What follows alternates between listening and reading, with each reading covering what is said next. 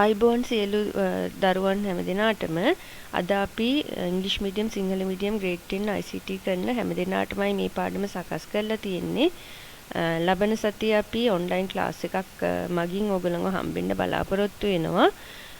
මේ සතියේ මේ පාඩම ඔයගොල්ලෝ නරඹලා ප්‍රතිචාර දක්වන්න ඕනේ අපේ ගෲප් එකට. හරි. අද අපි එහෙමනම් කතා කරන්නේ 10 ශ්‍රේණි 3 වෙනි පාඩම data representation methods in the computer system කියන පාඩම පරිගණක පද්ධතියේ දත්ත නිරූපණයට භාවිතා කරන ක්‍රම කියන පාඩම තමයි අපි කතා කරන්නේ. දැන් මම හිතන්නේ සිංහල මීඩියම් ඉංග්‍රීසි මීඩියම් දෙගොල්ලොම ඉන්න නිසා ඉංග්‍රීසි ටෙක්ස්ට් බුක් එක අරගෙන කතා කරනවා. සිංහල මීඩියම් අය ඒගොල්ලන්ගේ ටෙක්ස්ට් බුක් එක ළඟ තියාගෙන මේ වීඩියෝ එක බලන්න. මම හිතන්නේ එතකොට තේරුම් ගන්න පුළුවන් වෙයි. මේ පාඩමේ අවසාන වෙනකොට ඔයගොල්ලන්ට මෙන්න මේ ඒරියාස් ටික කවර් වෙනවා. computer data representation පරිගණක දත්ත නිරූපණය කියන එක. ඒ වගේම decimal, binary, octal and hexadecimal number systems. අපි මේ පාඩමේදී number systems කියන එක කතා කරනවා. ඊවේ ආකාර හතරක් අපි වර්ග හතරක් අපි කතා කරනවා. decimal, binary, octal, hexadecimal කියන ඒක අපි ඉදිරියේදී සවිස්තරව කතා කරනවා. මේවා වෙන් අරගෙන දශමය, ද්විමය, අෂ්ටමය සහ ෂඩ් දශමය කියන වෙන්නේ මේ සංඛ්‍යා පද්ධති හතර ගැන. ඊළඟට most and least significant positional value of a number කියන එක වැඩිම හා අඩුම විශේෂී ස්ථානීය අගයන් පිළිබඳ අපි මේ පාඩමේදී කතා කරනවා. ඊළඟට converting decimal numbers to binary, octal numbers to hexadecimal numbers. දැන් අපි සංඛ්‍යා පද්ධති ඉගෙන ගත්තයින් පස්සේ ඒවා අතරින් දශමයේ සංඛ්‍යා පද්ධති අනෙකුත් සංඛ්‍යා පද්ධතීන් විදිහට අපි කොහොමද පරිවර්තනය කරගන්නේ කියලා කතා කරනවා. ඒ වගේම conversion among binary, octal, hexadecimal and decimal numbers කියන. ඒ කියන්නේ මේ සංඛ්‍යා පද්ධති හතරම එකිනෙක අතර පරිවර්තනය සිද්ධ කරන්නේ කොහොමද කියන එක, දෙපැත්තටම පරිවර්තනයන් කරන්නේ කොහොමද කියන එක කතා කරනවා. සහ data storage capacity එක ආචයන ධාරිතාව පිළිබඳව අපි මේ පාඩමේදී අවසානයේදී කතා කරනවා. අවසාන විදිහට coding systems in computers අපේ පරිගණක පද්ධතිවල පාවිච්චි කරන කේත ක්‍රම පිළිබඳව අපි කතා කරනවා. එතකොට එහෙමනම් අපි ඉස්සෙල්ලාම දැන් මේ පාඩම පටන් ගන්න අපි මේ පරිගණක දත්ත නිරූපණය කියන එක නැත්නම් computer data representation කියන පාඩම තමයි අපි එහෙනම් ආරම්භයේ විදිහට කරන්නේ. දැන් මේකෙදී ඔයගොල්ලන්ට මෙතන මුලින්ම චානක සහ අංජන කියන සිසුන් දෙදෙනෙක් අතර සිද්ධ වෙන සංවාදයක් ඔයගොල්ලන්ට දීලා තිනවා. ඒගොල්ලොන් පරිගණකය පාවිච්චි කරලා යම්කිසි ලියවිල්ලක් ටයිප් කරගන්න ලෑස්ති වෙන. දැන් ඒකෙදී ඇප්ලිකේෂන් කියන වචනේ ටයිප් කරනකොට කෙනෙක්ට මතුවෙනවා මොකද්ද මේ ඇප්ලිකේෂන් එකේ ඒ අකුර අපි ටයිප් කරාම කොහොමද මේක අපේ මේ පරිගණක තිරේ දිස් වෙන්නේ කියන එක. ඒක ගැන අදහසක් මේ දෙන්න මේ තමා මතු කරන්නේ. එතකොට එහෙමනම් අපි ටීචර් කෙනෙක්ගෙන් අහමු කියලා මේ දෙන්නම ටීචර් ගාවට ගිහිල්ලා සිද්ධ කරන සංවාදය තමයි මෙතන අපි දකින්නේ. එතකොට මේ ඔයගලන්ට පේනවා ඇති දැන් ටීචර් එක පැහැදිලි කරන්න මෙන්න මේ ෆිගර් 3.1 එක භාවිතා කරනවා. දැන් මේකෙදිත් මේ අපිටත් ඔයගලන්ට පැහැදිලි කරන්න මේ රූප සටහන භාවිතා කරන්න පුළුවන් ස්ටෙප් වයිස් ඔයගලන්ට පෙන්නලා දීලා තියෙනවා කොයි විදිහටද මේක සිද්ධ වෙන්නේ කියලා.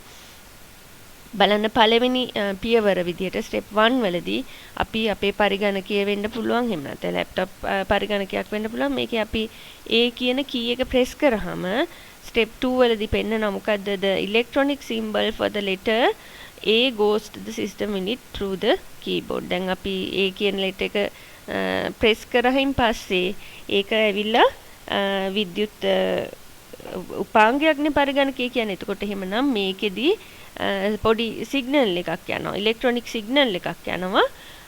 කොහෙටද යන්නේ? සිස්ටම් යුනිට් එකට.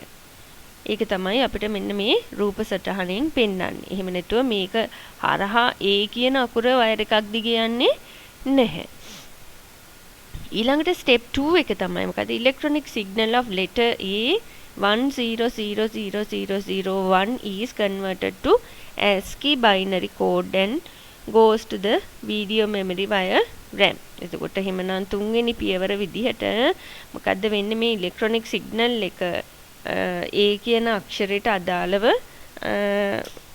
යවුව ඒක ඊට පස්සේ අපි ASCII කෝඩ් එකක් විදිහට නැත්නම් ASCII බයිනරි කෝඩ් එකක් විදිහට ද්විමේ සංඛ්‍යාවක් විදිහට කේතයක් විදිහට පරිවර්තනය කරලා මේක යවනවා මොකද වීඩියෝ මෙමරි එකට අපේ VGA කාඩ් එකට එතන මෙමරි එකට මේ RAM එක මේ හරහා තමයි මේ කාර්ය සිද්ධ වෙන්නේ මේ පරිවර්තන කාර්යයන් සිද්ධ වෙන්නේ මේ අපේ ප්‍රාථමික මතකයේදී එතකොට මේක හරහා මේ කෝඩ් එක යවුවාම මේ පරිගණක මතකය මේ VGA මෙමරි එකට එතනින් අපේ ඩිස්ප්ලේ යුනිට් එකේදී A කියන අකුර එයා අඳුර ගන්නවා මේ කියන්නේ මේ හැඩය කියන එක පෙන්වන්න කියන එක ඒක එයා ඩිස්ප්ලේ කරනවා A is displayed on the screen after processing. එතකොට මෙන්න මේ ආකාරයෙන් තමයි අපි A කියන කී එක අපේ කීබෝඩ් එකෙන් ප්‍රෙස් කරාම මේක අපේ පරිගණක තිරේ දිස් වෙන්නේ. දැන් මේක පිටිපස්සේ ලොකු කාර්යභාරයක් සිද්ධ වෙනවා. ඒක අපිට පේන්නෙත් නෑ. ඒ තරම් ඉක්මනින් මේක සිද්ධ වෙන නිසා. ඉතින් ඇත්තටම සිද්ධ වෙන්නේ ඔන්න ඔය කාර්ය. ඒක තමයි දැන් ඊට පස්සේ ටීචර් මේ විදිහට තව පැහැදිලි කරලා දෙනවා. According to the figure above figure 3.1 when you type A on the keyboard these electronic symbols goes to the central processing unit. දැන් අපි A කියන අකුර press කරායින් පස්සේ මේ ඉලෙක්ට්‍රොනික සිම්බල් එකක් තමයි යන්නේ මේ කීබෝඩ් එකෙන් central processing unit එකට. Then this letter A is sent to the CPU sent to CPU it is converted to an electronic symbol and is stored in memory to process this pattern. එතකොට මේ letter A එක අපි CPU එකට යවුවාම එක ඉලෙක්ට්‍රොනික symbol එකක් මේ විදිහට පරිවර්තනය කරලා එක මෙමරි එකේ තැන්පත් කරගන්නවා.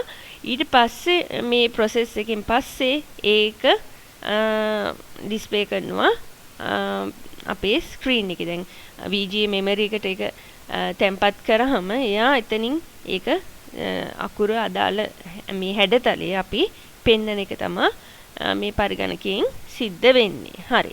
එතකොට එහෙමනම් මෙන්න මේ දැන් අපි කිව්වා මේ කෝඩින් සිස්ටම් එකක් ගැන පරිවර්තනය කරනවා කියලා මේ ද්විමේ සංඛ්‍යා පද්ධතියකට.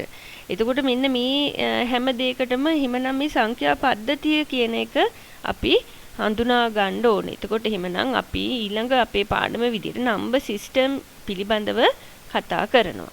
එතකොට එහෙමනම් සංඛ්‍යා පද්ධතියක් කියන්නේ මොකක්ද කියලා දැන් අපි බලමු. When typing a letter or word using the computer, these words or letters are represented by the computer as a numbers it can understand. එතකොට අපි මොකක් හරි අකුරක් හරි වාක්‍යයක් හරි ටයිප් කරාම කම්පියුටර් එකෙන් මේවා අපි පරිගණකයට තේරුම් ගන්න පුළුවන් විදිහේ නම්බර් එකක් බවට නිරූපණය කරගන්නේ. While this group of numbers that the computer can understand is called number system. එතකොට මෙන්න මේ පරිගණකයට අපිට තේරුම් මේ ගන්න පුළුවන් වුණාට A කියන්නේ මෙන්න මේකයි කියලා පරිගණකයට මේවා තේරෙන්නේ නැහැ. එතකොට එයාට ඒක තේරුම් ගන්න පුළුවන් විදිහට අපි සංඛ්‍යා මේ එකතුවක් අපි හදාගන්නේ එකතුවකින් තමයි ඒවා නිරූපණය කරන්නේ. එතකොට එහෙමනම් අන්න ඒ සංඛ්‍යා එකතුවකින් නිරූපණය කරන්න අපි භාවිතා කරන සංඛ්‍යා පද්ධතිය තමයි එතකොට එහෙමනම් මේ නම්බර් සිස්ටම් එකක් කියලා අපි හඳුන්වන්නේ.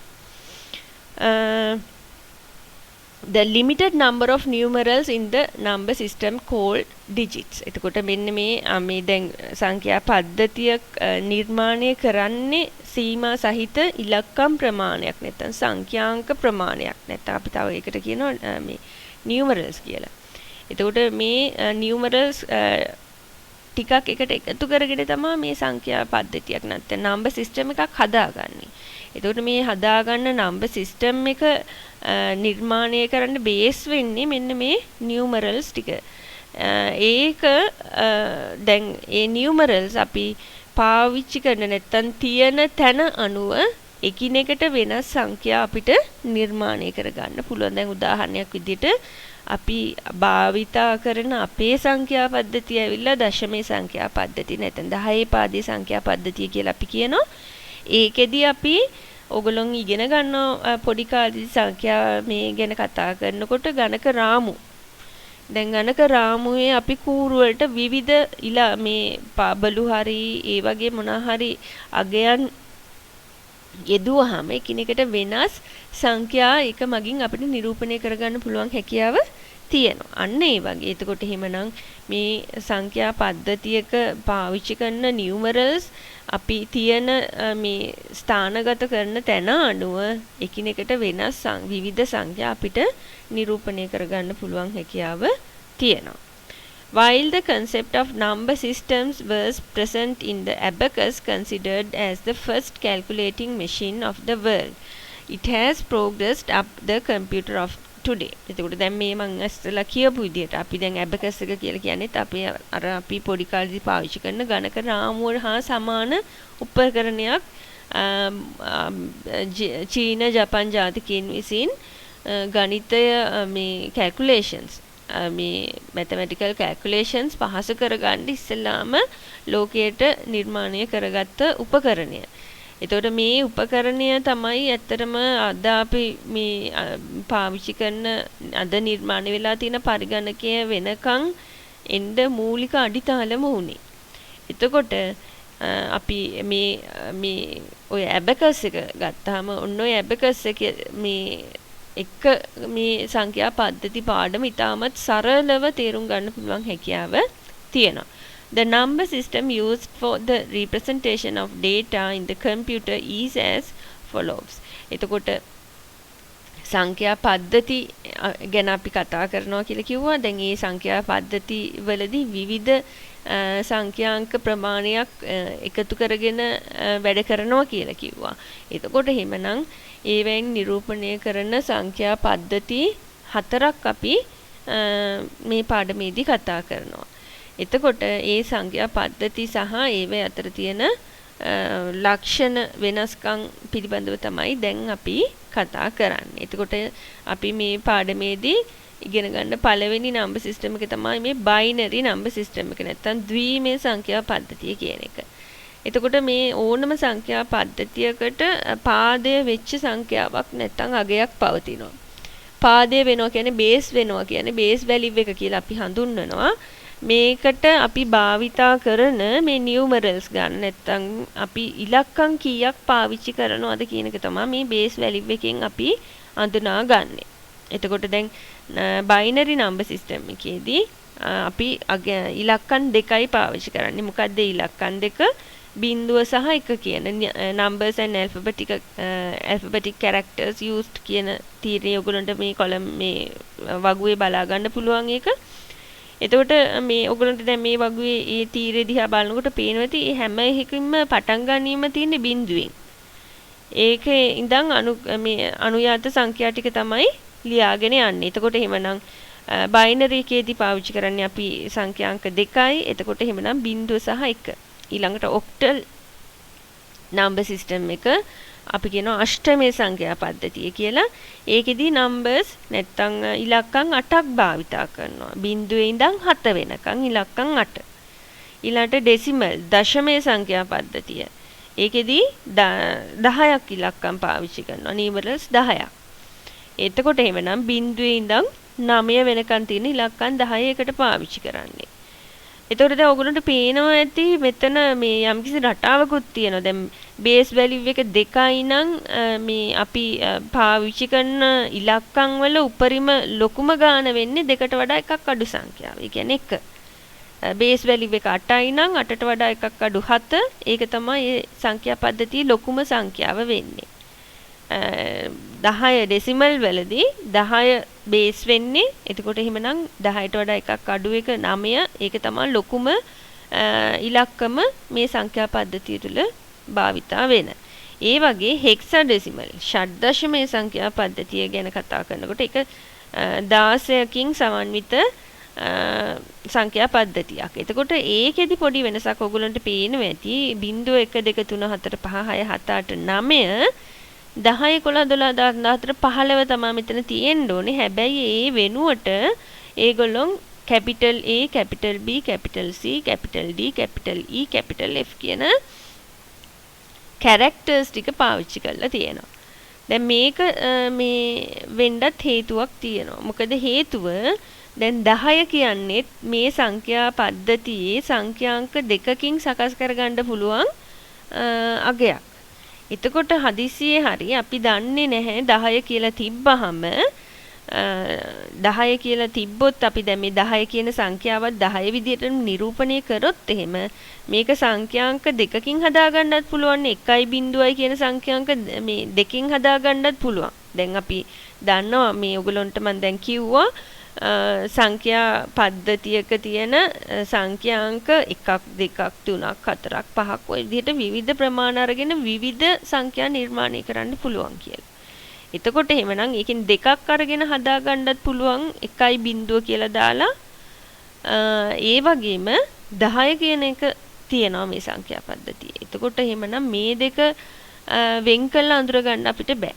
ඒක නිසා තමයි අපි 10ට 10 කියලා ඉලක්කමෙන් ලියන්නේ නැතෝ කැපිටල් A දාන්නේ 11 වෙනුවට 1.1 කියන අවස්ථාව ඉලක්කම් දෙකක් අරගෙන භාවිතා කරන එක මේක පැටලෙන හින්දා තමයි 11ට B 12ට C 13ට D 14ට E 15ට F කියලා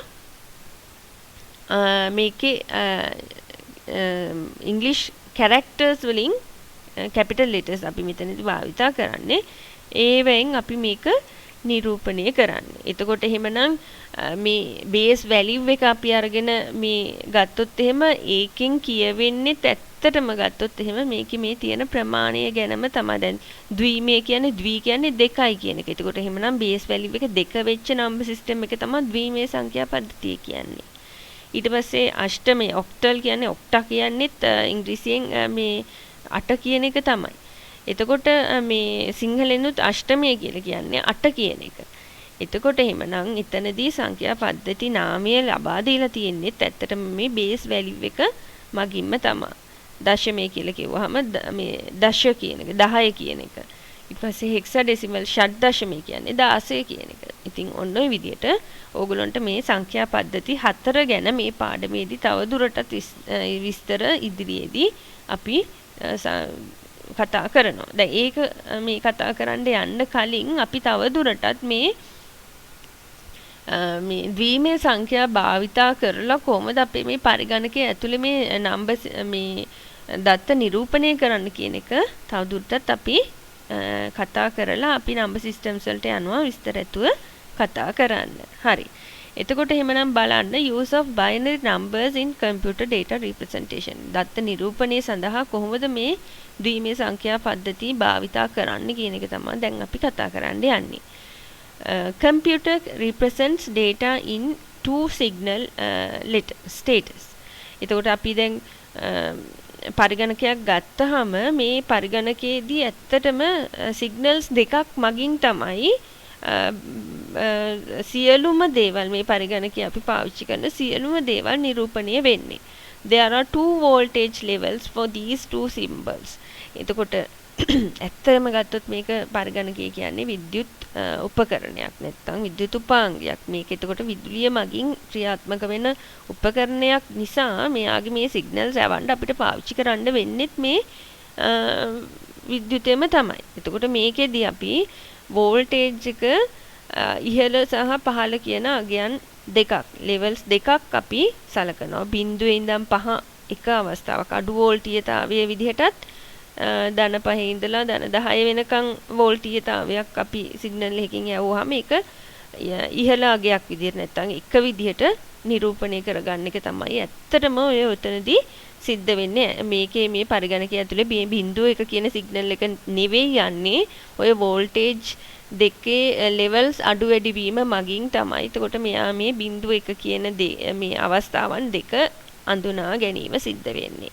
එතකොට අපි ගත්තොත් එහෙම වෝල්ටේජ් එක 2 4 වගේ අගයන් යනකොට යා අඩු වෝල්ටීයතාවයක් කියන එක අඳුනා ගන්නවා.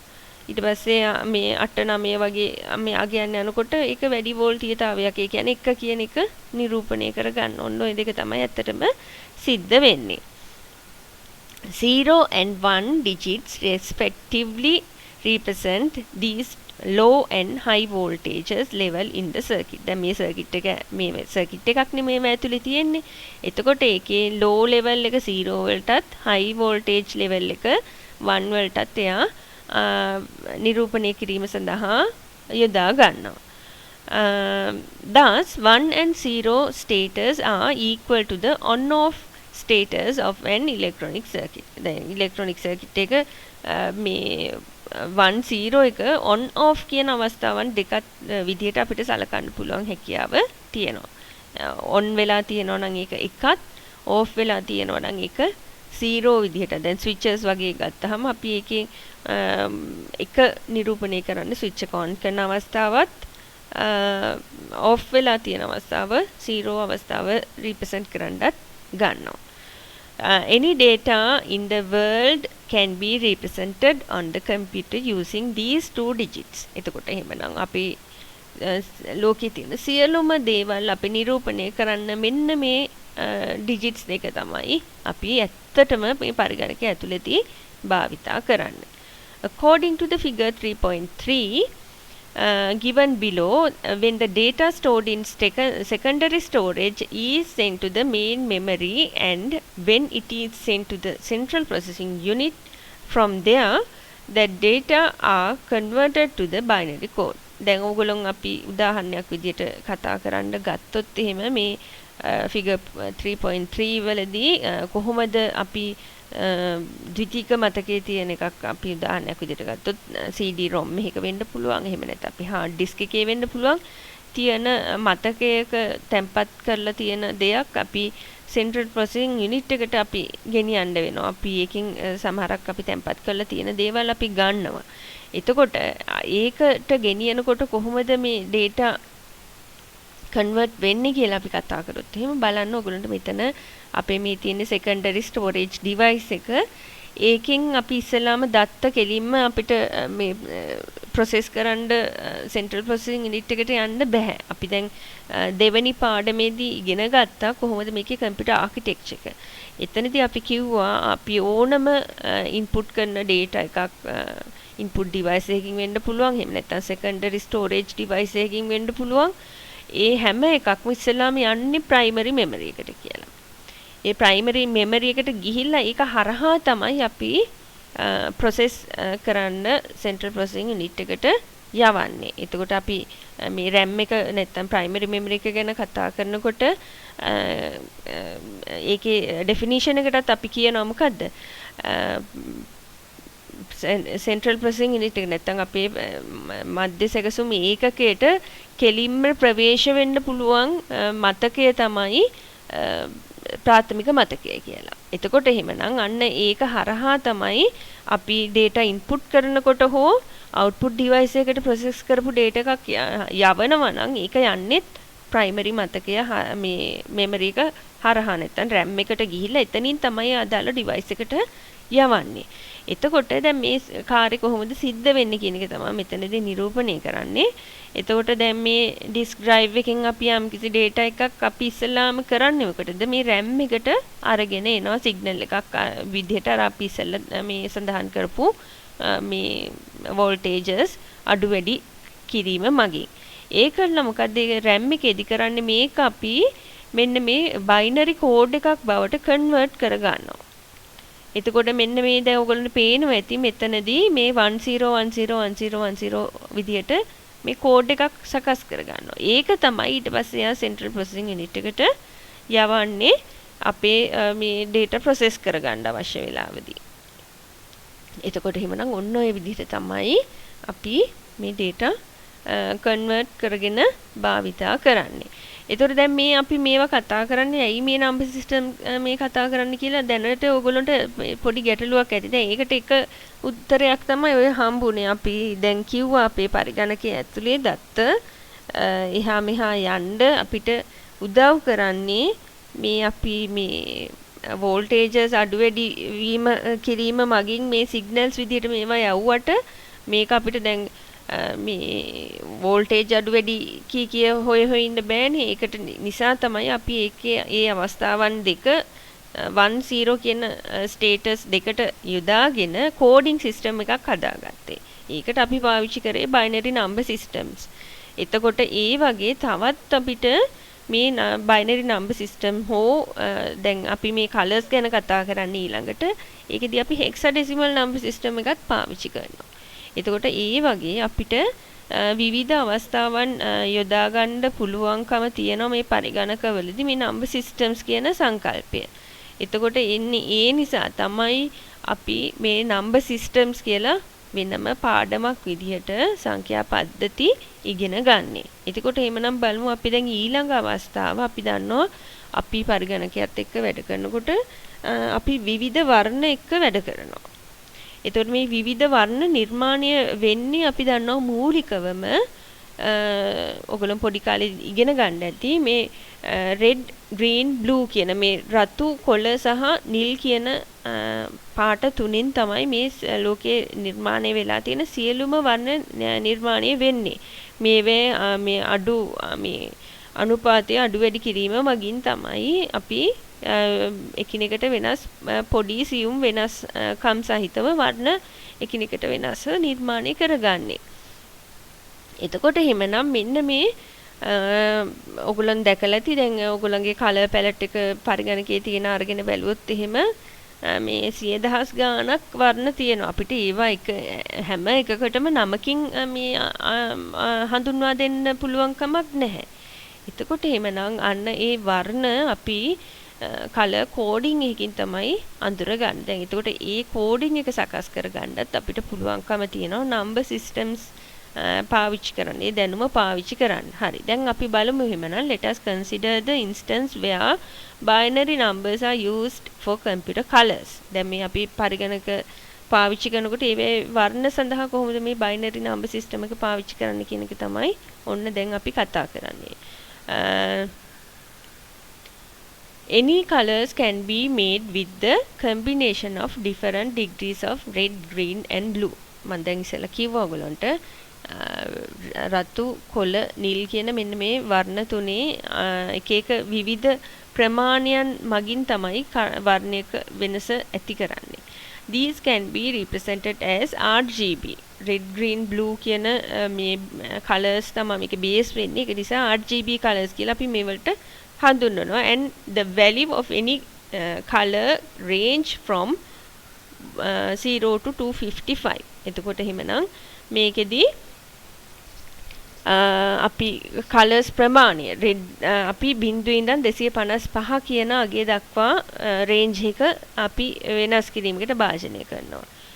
බ්ලූ එකත් එහෙමයි ග්‍රීන් එකත් එහෙමයි. ওই විදිහට තමයි එකිනෙකට වෙනස් කලර්ස් අපි නිර්මාණය කරන්නේ. දැන් ඔයගොල්ලන්ට මෙතන මේ රවුන්ඩ් කරලා තියෙන එකේදී පෙන්නනවා මේ ඔයගොල්ලන්ට පේනවා ඇති මේ කොටුව ඇතුලේ ඒවැ යොදන ප්‍රමාණයන් දක්වලා තියෙනවා. ඒතකොට මේ වැලියු එක ඇවිල්ලා 0.255 කියන අගයන් දෙක අතර අගයක් ගන්න ඕනේ. For instance, if you need to use dark purple for the background of a document, that color can be represented in the computer as 135,31,120. එතකොට එහෙමනම් මේ color එක තමයි අපි ගත්තොත් එහෙම නිර්මාණය වෙන්නේ මෙන්න මෙතනින් ඔයගොල්ලන්ට පේනවා ඇති මේ dark purple එකක්. මෙන්න මේ ප්‍රමාණයන් යෙදුවාම අපිට මේක මේ විදිහට හදා ගන්න පුළුවන්කම තියෙනවා. දැන් මේක තව මේ ඩාර්ක් කරනවා නම් මේ බ්ලූ එක වැඩි කරන්න ඕන. අන්න ඒ විදිහට තමයි මේකේ ඩාර්ක්නස් එක අඩු වැඩි කරගන්න. ඔයගොල්ලන් ගෙදර තියෙන පරිගණකයේ මේවා වෙනස් කරලා මේ බලන්න කලර්ස් අපි හදා ගන්න පුළුවන් හැකියාව තියෙනවා. එතකොට එහෙමනම් with these numbers the color combination for the above color is represented in decimal numbers.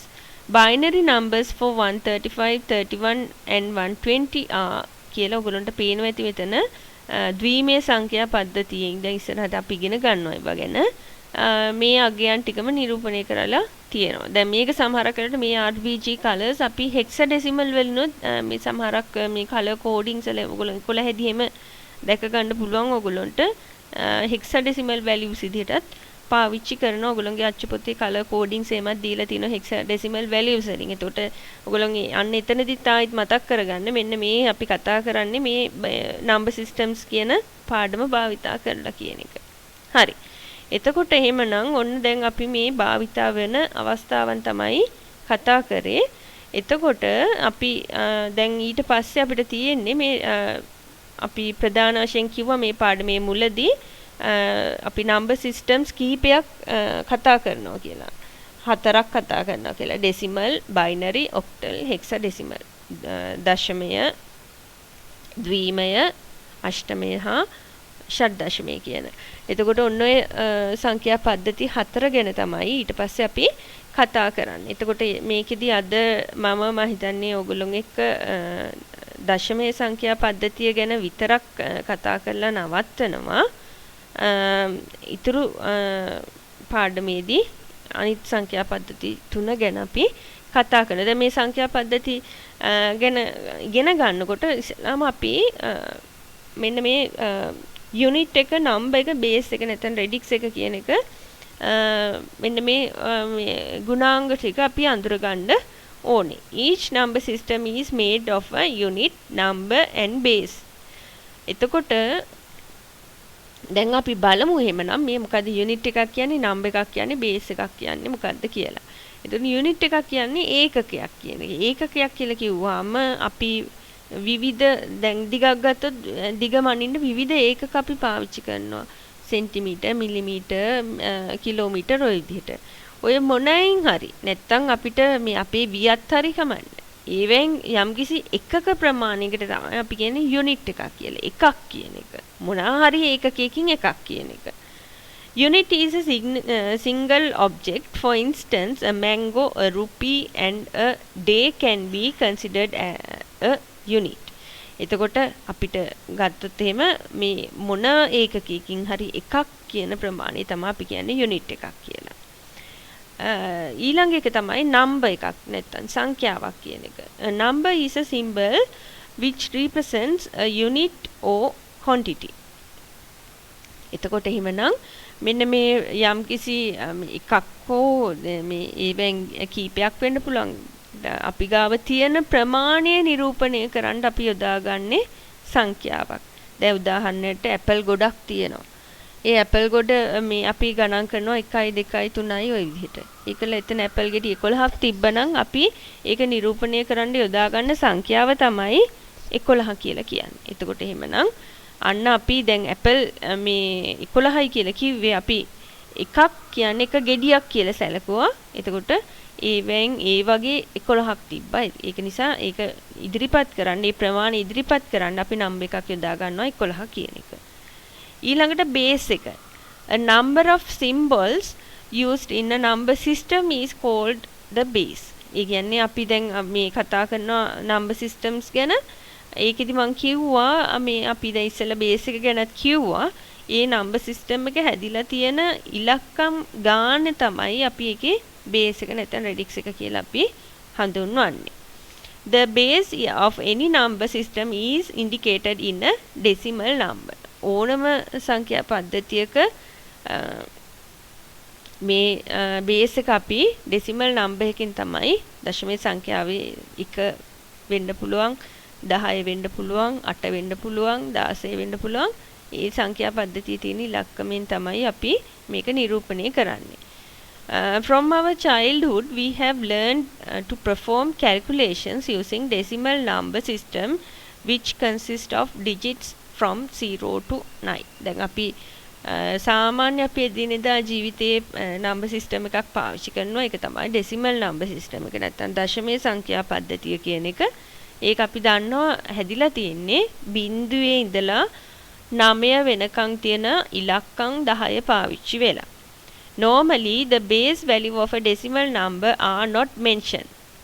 අපි දැන් මේ ඩෙසිමල් නම්බර්ස් වලට දැන් අපි එදිනෙදා ජීවිතේ පාවිච්චි කරන නිසා ඩෙසිමල් නම්බර්ස් වලට මෙන්න මේ බේස් එක සාමාන්‍ය නිරූපණය කරන්නේ නැහැ. ඕගොල්ලෝ මම හිතන්නේ පුංචි කාලේ ඉඳන් ඉලක්කම් ලිව්වට ඕගොල්ලෝ මේ බේස් එකක් කියන එකක් මේ අහලා තිබ්බේ මේ නැහැනේ. එතකොට එහෙමනම් ඒ දේ අපි පාවිච්චි කරන්නේ නැහැ. එහෙමනම් ඒ නිදහස දැන් අපිට තවදුරටත් විඳින්න හම්බ වෙන්නේ නැහැ අපි තවත් නම්බර් සිස්ටම් එක වැඩ කරනකොට. ඉතින් ඒක නිසා තමයි අපි ඒවා එකිනෙකට වෙන් කරලා අඳුර ගන්න ඕන නිසා මේ බේස් එක මොකද්ද කියලා හැම වෙලේම සංඛ්‍යා පද්ධතිය පාවිච්චි කරන එක අඳුර ගන්න බේස් එක දාන්න ඕන. හැබැයි අපිට අපි එදිනෙදා ජීවිතේ පාවිච්චි කරන්නේ මේ දශම සංඛ්‍යා පද්ධතිය නිසා ඒකට අපිට සහනයක් දීලා තියෙනවා මේ බේස් එක අපිට දාන්න ඕන නෑ කියලා. එහෙමනම් අපි පාවිච්චි කරන ද්විමය, ෂඩ්දශමය, අෂ්ටමය කියන අනෙක් සංඛ්‍යා පද්ධති පාවිච්චි කරනකොට අපි හැම වෙලෙම සංඛ්‍යාවේ පාදය සඳහන් කරන්න ඕන. ඒක ඔයගොල්ලෝ හොඳට දැනුවත් වෙලා ඉන්න ඕනේ. දැන් එතකොට දශමයේ සංඛ්‍යා පද්ධතියට අදාළව මේ බේස් එක ඇවිල්ලා 10යි.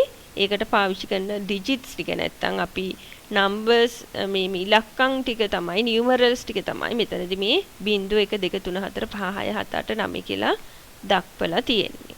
එතකොට එහෙමනම් අපි උදාහරණයක් අරගෙන බලමු කොහොමද මේ අපේ දශමයේ සංඛ්‍යා පද්ධතිය මේක අපිට හුරුයි. ඒක නිසා අපිට ලොකු මේ ගැටලුවක් නෑ. මේක අපි දන්නවා පොඩි කාලින් ධම්ම මේක අපි කතා කරලා තියෙන නිසා. එතකොට එහෙමනම් උදාහරණයක් විදිහට 25 ගත්තොත් මේ 25 හැදිලා තියෙන්නේ 20යි 5යි කියන ඉලක්කම් දෙක එකට එකතු වෙලා. දැන් මේ 20 කියන්නේ කොහොමද? 10 ගොඩවල් දෙකක්. එකේ ගොඩවල් පහක්. ওই විදිහට තමයි ඔක හැදිලා තියෙන්නේ. එතකොට එහෙමනම් ඔන්න මේ දක්වලා තියෙන්නේ ඒක තමයි. 20 5ට මේ එකතු වුනහම තමයි 25ක් හැදුනේ.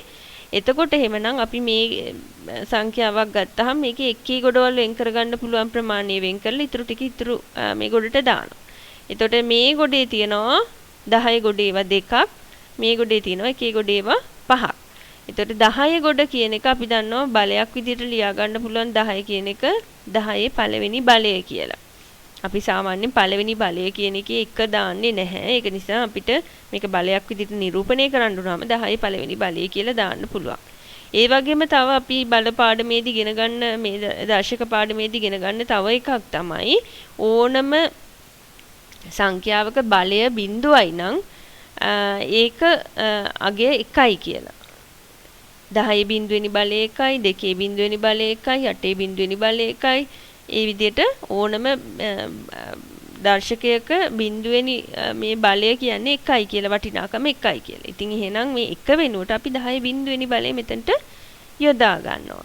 එතකොට එහෙමනම් ඇත්තට මේ අපි ගණක රාමුවක ගත්තාම මේ තියෙන 1 කූර, මේ තියෙන 10 කූර, මේ තියෙන 100 කූර, මේ තියෙන 1000 කූර ඔය විදිහට තියෙන්නේ. දැන් මේක අපි මේ 10 පාදය නිසා මේ බේස් එක 10යිනේ. ඒක නිසා මේක මේ 10 බල විදියට ලියා ගන්නවා. එතකොට මේක අපිට තවත් වඩාත් පැහැදිලි වෙනවා. දැන් මේ බලන්න එකේ ගොඩ කියන එක 10 බිඳුවෙනි බලය. 10 කියන්නේ 10 පළවෙනි බලය.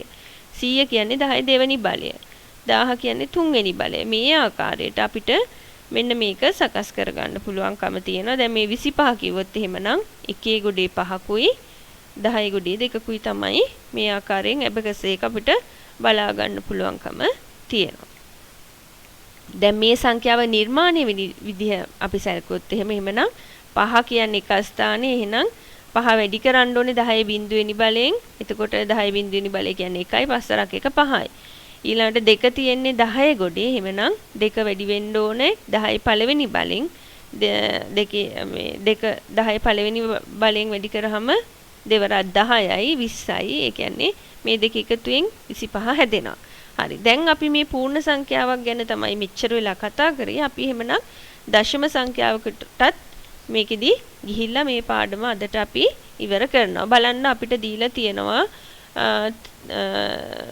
302.75 කියන ඩෙසිමල් නම්බර් එක.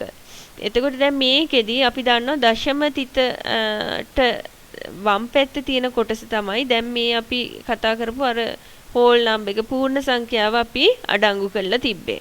එතකොට එහෙමනම් ඒකේ දශම තිත ගාවම තියෙන එක තමයි 10 බිඳුවෙනි බලය කියන්නේ එකේ ගොඩ. ඊට පස්සේ සංඛ්‍යාව 10 පළවෙනි බලය 10 ගොඩ, දෙවෙනි බලය 10 මේ දෙවෙනි බලය කියන්නේ 100 ගොඩ. ওই විදිහට යන්නේ. දශම තිතෙන් දකුණු පැත්තට ගත්තාම මේ ඇවිල්ලා 10න් එකේ පංගු. ඒ කියන්නේ 10 ඍණ පළවෙනි බලය. ඊළඟට ඊට පස්සේ තියෙන්නේ 100න් පංගු. 100න් පංගු කියන්නේ 10 ඍණ දෙවෙනි බලය. එතකොට මෙන්න මේ වලට තමයි අපි කියන්නේ weighting factors කියලා. ඒ කියන්නේ මේ ස්ථානයේ වටිනාකම කියන එක. දැන් අපි සංඛ්‍යාවක ඉලක්කම තියෙන තැනේ වටිනාකම තමයි weighting fact එක බර සාධකය කියලා අපි දක්වන්නේ. එතකොට එහෙමනම් ඒවත් එක්ක ඒ සංඛ්‍යාව ගණක රාමුවේ අපි නිරූපණය කරන අගය ගුණ කිරීමෙන් තමයි සංඛ්‍යාවේ වටිනාකම නිර්මාණය වෙන්නේ.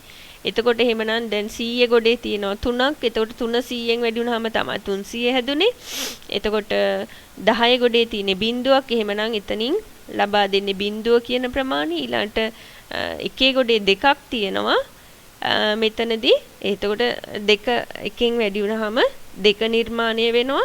ඊළඟට 10න් එකේ පංගු 7ක් තියෙනවා. ඒ කියන්නේ 10න් එකේ පංගු 7යි කියන්නේ 10න් 7යි 10න් එකේව 7ක් කියන එක. එතකොට 10න් එක එකතු කිරීම 10න් එක එකතු කිරීම 10න් එක ওই විදිහට 7 පාරක් එකතු වෙන්න ඕනේ. එතකොට මේක අපිට 10න් බෙදනවා කියන්නේ දශම තිත එකකින් ඉස්සරහට යනවා කියන එක. ඒ කියන්නේ 0.7යි.